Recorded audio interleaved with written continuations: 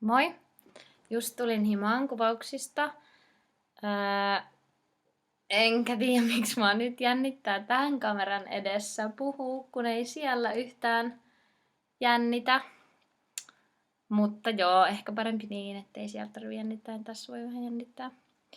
Mutta tää eka kuvauspäivä meni ainakin mun mielestä tosi hyvin. Tää oli tosi hauskaa. Kuvattiin kaikki sellaisia lyhyitä, aika lyhyitä ottoja. Mutta niin, tai esimerkiksi sellainen crazy tanssikohtaus, mistä on se sneak peek siellä YouTubessa. Niin se oli aika hullua.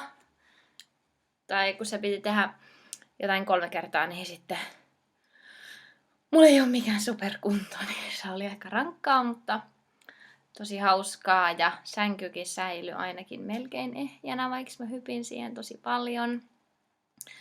Ja riehuin ja tälleen näin. Ja no mä en osaa sanoa siitä tekniikan puolesta mitään, kun mä vaan oon siellä toisella puolella.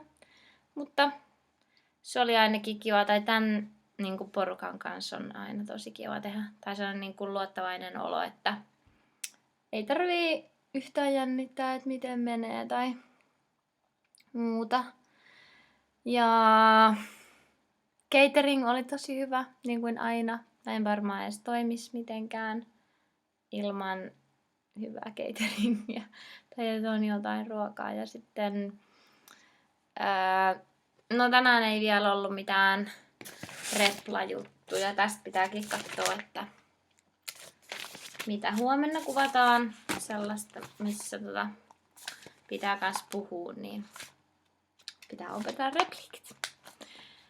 Mutta joo, huomenna Jaakon kanssa, joka esittää siis Timoa, eli mun poikaystävää siinä elokuvassa, niin päästään sitten jo puhumaankin jotain.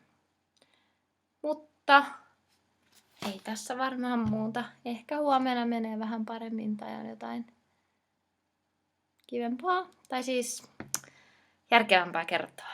Okei, ei muuta. Moi!